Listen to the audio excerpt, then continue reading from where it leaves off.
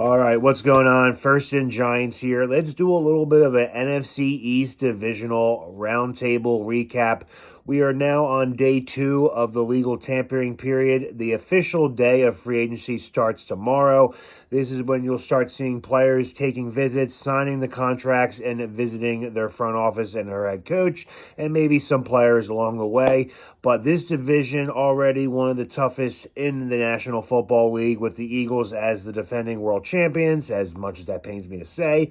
But let's just recap what has been going down in the division this far. Giants, obviously, Joe Shane starting off this morning with a bang, signing Dolphins star safety Javon Holland to a 3-year deal. Not too sure what the Cowboys have been doing. They aren't as aggressive as years past lately in free agency.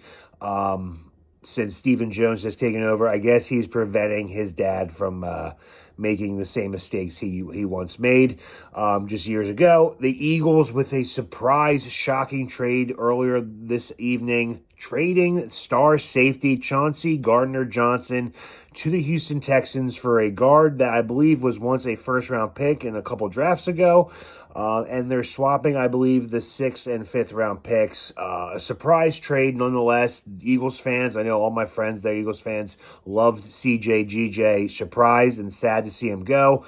Washington building up the trenches, O-line and D-line getting big, even trading for Deebo Samuel. So this division continues to be tough, and the Giants are just sitting in the basement, still below all 3 teams, Dallas, Washington, and Philadelphia. But they definitely got better today. Javon Holland, great addition to the locker room. A lot of people are giving Joe Shane crap. Oh, well, why couldn't you just sign Xavier McKinney? Word around the locker room, Xavier McKinney bumped heads with a lot of defensive coaches as well as teammates, as you know, Kayvon Thibodeau in one particular. And this guy's cheaper. He's young, 25 years old. He's got some tremendous upside, so I'm excited for Javon Holland. Welcome to New York. We did sign a defensive lineman from the Dallas Cowboys late last night. On the top of my head, don't remember his name, but is a depth signing. But Joe Shane definitely was cooking today. Apparently, Aaron Rodgers will be making his decision. It seems like it's down between the Pittsburgh Steelers and the New York Giants. The New York Giants are likely his least desirable option, but he did just buy a nice, beautiful new house renovated in Florham Park in New Jersey. So we need a quarterback.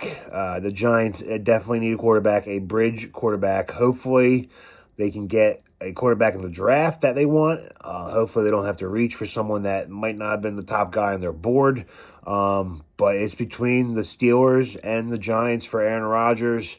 I'd much rather have him over Russell Wilson. From what I've been hearing around the league, Russell Wilson is portrayed by the media like a stand-up citizen, but inside the locker room, he is a nightmare. And Aaron Rodgers is portrayed by the media like an insane, crazy person, but inside the locker room, coaches, teammates love him. Support staff love Rodgers. So I would much rather go with the veteran, the future Hall of Famer for 1 year, Aaron Rodgers. But I know the Steelers are probably a little bit more enticing. A proven better coach in Mike Tomlin, who's been there forever. He just needs a quarterback to get over that playoff hump. Steelers haven't won a playoff game in quite some time. And I know Aaron Rodgers would do probably well over there, but that is a tough division. Baltimore, Cincinnati, Ravens, Bengals, and the Browns even, it's not easy. That's a tough division. Why would you want to go at 41 years old in a division with Joe Burrow and Lamar Jackson? And then you look at the NFC East, they got Jalen Hurts, Jaden Daniels is good, Dak Prescott banged up, kind of getting old, and a lot easier to play in the NFC East right now, I think, than the AFC North. But I will continue to update you guys when news breaks. Hopefully we get Rodgers, fingers crossed, and as always, let's go G-Men.